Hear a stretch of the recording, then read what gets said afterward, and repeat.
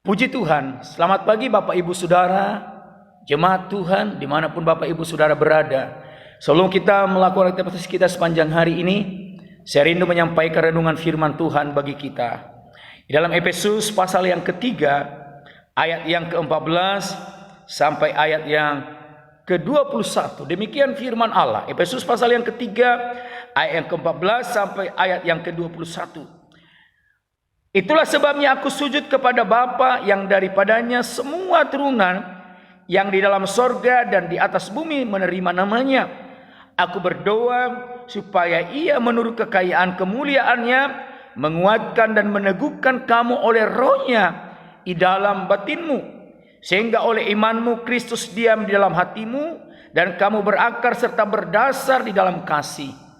Aku berdoa supaya kamu bersama-sama dengan segala orang kudus dapat memahami betapa lebarnya dan panjangnya dan tingginya dan dalamnya kasih Kristus, dan dapat mengenal kasih itu sekalipun ia melampaui segala pengetahuan.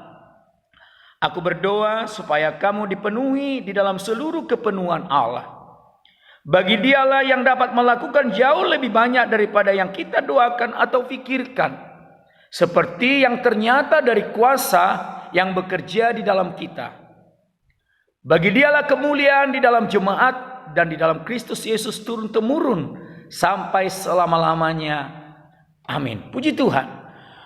Bapak Ibu Saudara yang dikasihi Tuhan, umat-umat ketebusan Tuhan. Di dalam kebenaran ini ditekankan supaya anak-anak Tuhan memahami dan mengenal kasih Kristus di dalam hidup kita. Ada banyak orang Kristen sudah mengiring Tuhan sudah puluhan tahun, tapi tidak memahami, tidak mengenal kasih Tuhan yang sesungguhnya dalam hidupnya. Padahal kalau kita lihat di dalam pasal yang pertama dikatakan di sana yang keempat, ayat yang kelima, dalam kasih ia telah menentukan kita dari semula oleh Yesus Kristus untuk menjadi anak-anaknya sesuai dengan kerelaan kehendaknya, supaya terpujilah karunia-Nya yang mulia yang dikaruniakannya kepada kita di dalam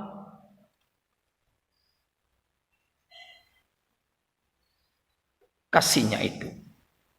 Sebab di dalam Dia oleh darah-Nya kita beroleh penebusan. Jadi jelas dikatakan firman Allah, di dalam kasih Tuhan sudah memilih kita dari semula. Bahkan sebelum kita dikandung ibu kita sudah dipilih menjadi anak-anaknya. Dan dimeteraikan dengan penebusan oleh darah Yesus yang tercurah di Kalvari.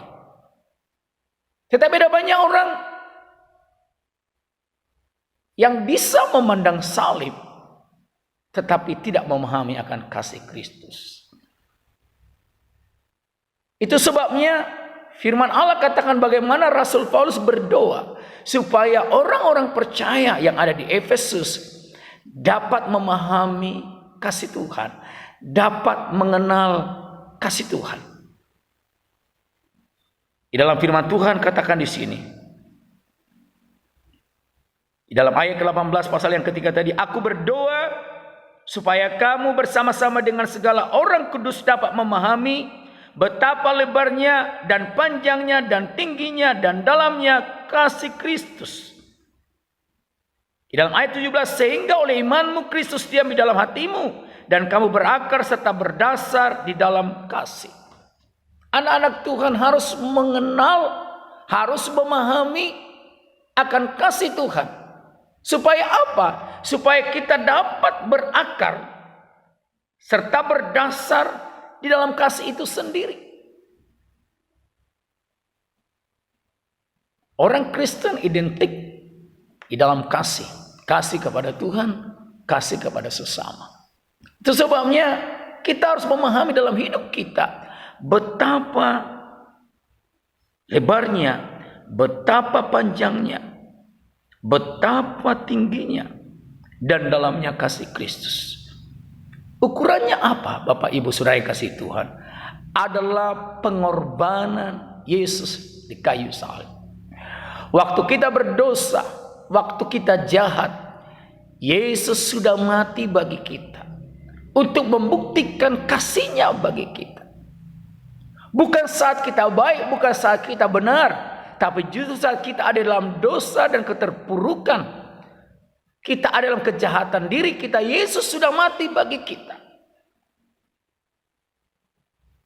Sehingga tidak mungkin kasih Tuhan tidak mengatasi segala sesuatu apapun di dalam hidup kita.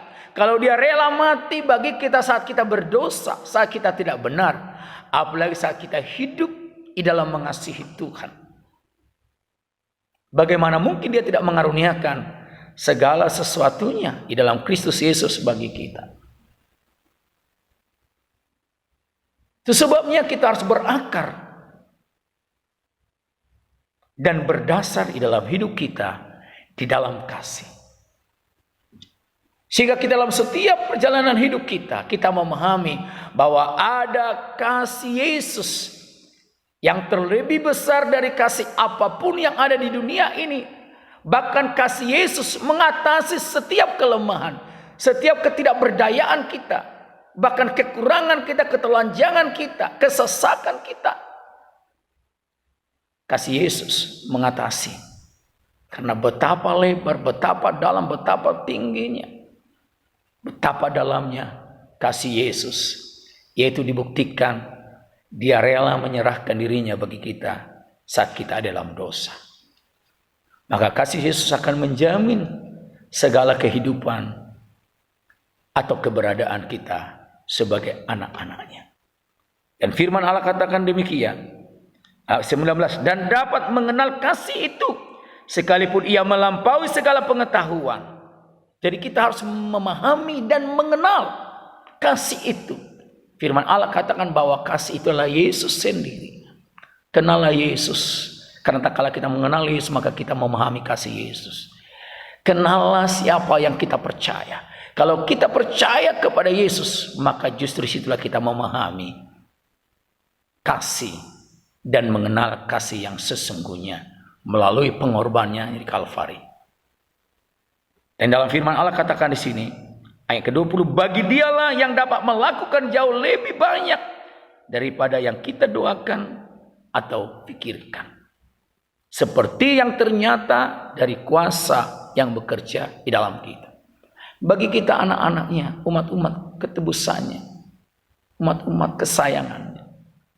Jauh daripada apa yang kita doakan. Jauh dari apa yang kita pikirkan.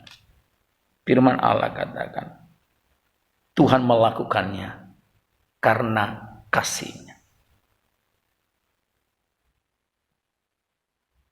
Jauh dari segala hal yang kita minta.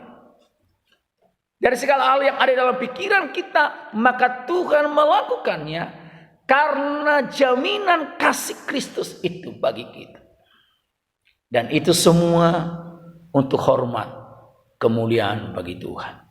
Itu sebabnya pada pagi hari ini, bila kita berakar dan berdasar di dalam kasih Kristus dalam hidup kita, mengasihi Tuhan dengan sepenuh hati kita, mengasihi sesama kita dengan ketulusan hati kita, kenallah, pahamilah kasih Tuhan itu yang begitu lebar, begitu tinggi, begitu dalam, begitu panjang bagi kita. Dengan ukurannya Yesus mati saat kita ada dalam dosa sebagai bukti kasih yang sesungguhnya. Kenallah kasih itu. Tak kala engkau mengenal Kristus, memahami kebenaran firman-Nya, maka engkau akan mengenal kasih itu melalui kebenaran ilahi firman Allah dalam hidupmu. Sehingga dengan kasih itu kita akan memahami, tak kala kita berdoa, tak kala kita meminta, tak kala kita berpikir, karena kasih Yesus yang kita pahami itu, maka kita akan menyadari dan kita akan tahu dengan benar, jauh daripada apa yang kita doakan, jauh daripada apa yang kita pikirkan, Tuhan pasti melakukannya karena jaminan kasih-Nya di dalam Yesus bagi kita. Tuhan kiranya menolong kita, Tuhan memberkati kita. Mari kita berdoa. Bapa dalam sorga, kami bersyukur pada pagi hari ini buat anugerah dan kemurahan Tuhan. Engkau sudah mati bagi kami, menebus kami saat kami ada dalam dosa, saat hidup kami jahat, untuk membuktikan bahwa Tuhan sangat mengasihi kami.